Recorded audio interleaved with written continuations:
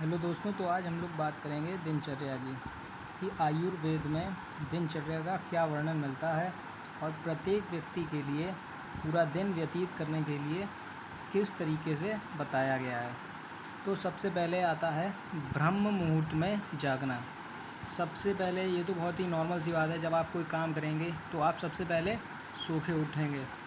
तो आयुर्वेद में ये कहा गया है कि प्रत्येक व्यक्ति को ब्रह्म मुहूर्त में जागना चाहिए, यानी आज के हिसाब से जो 4 बजे से लेकर 6 बजे तक का समय होता है उसको ब्रह्म मुहूर्त कहा गया है। यानी जो रात्रि का अंतिम प्रहर होगा 4 बजे से 6 बजे का समय, उसको हम ब्रह्म मुहूर्त कहेंगे। अब उसके बाद में मल उत्सर्ग और गुदा प्रक्षालन, यानी उसके बाद जो नित्य कर्म होता है मलोत्सर्ग वगैरह वो आप करेंगे। फिर उसके बाद में आचमन। आचमन का मतलब होता है मुख धोना। उसके बाद में आप मुख धोंगे, आँखों को अच्छी तरीके से साफ़ करेंगे।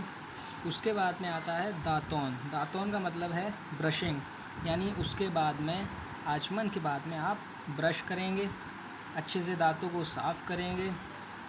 उसके बाद में आता है जिह्वा निर्लेखन, यानी इसके बाद में आप क्या करेंगे, टंग स्क्रैपिंग, यानी जो आपकी टंग होगी उसको साफ़ करेंगे, उसका निर्लेखन करेंगे।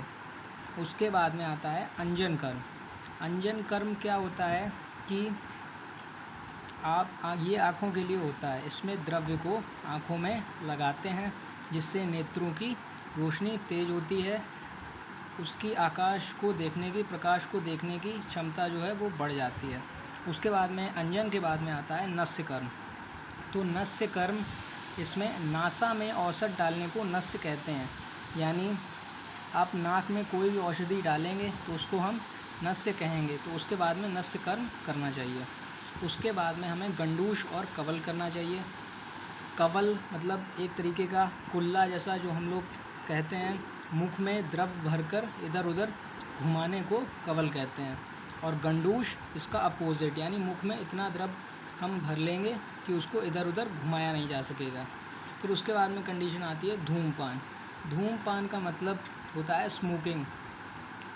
आयुर्वेद में कुछ बहुत ही अच्छी औषधियाँ बताई गई हैं जिनको हम धूमपान के रूप में ले सकते हैं, जिससे ऊपर के जो कफज रोग होंगे वो बिल्कुल ही नष्ट हो जाते हैं।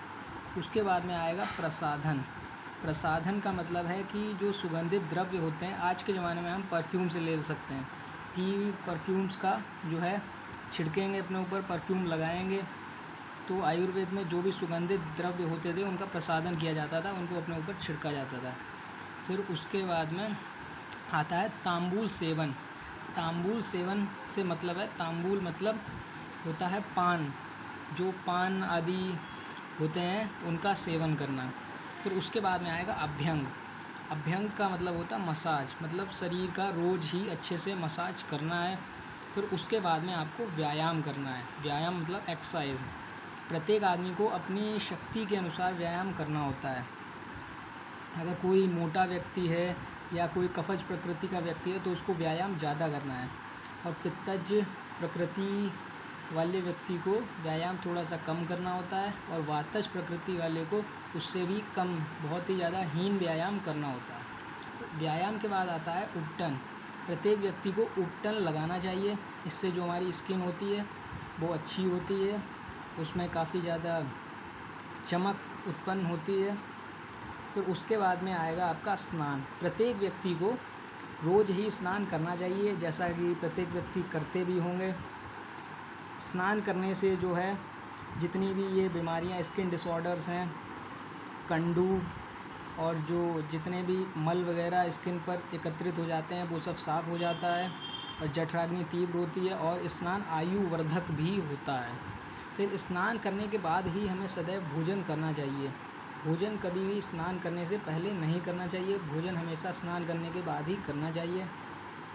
उसके बाद में आता है सद्व्रत, यानी आपके जो भी काम हैं, आपको दिन में जो कुछ भी काम करना है, कोई पढ़ाई वाला बच्चा है तो अच्छे विचार, उसके मन में अच्छे विचार होना ज़रूरी है। जैसे कि अगर कोई याचना करने वाला है, कोई मांगने वाला है, तो उसका तिरस्कार नहीं करना है।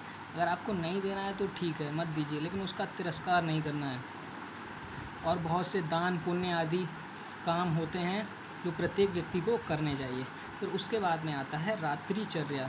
आयुर्वेद में रात्रिचर्या का भी विशेषकर वर्णन किया गया है कि रात्रि में प्रत्येक व्यक्ति को कितना सोना है और कितने समय तक सोना है।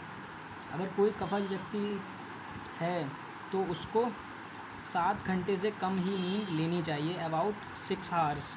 अगर कोई पित्तज प्रकृति का व्यक्ति है तो वो 6 से 8 घंटे तक नींद ले सकता है। अगर कोई वातज प्रकृति का व्यक्ति है तो उसे 8 घंटे से ज़्यादा नींद भी ले सकता है। तो इस प्रकार आपकी जो दिनचर्या है वो समाप्त हो जाती है।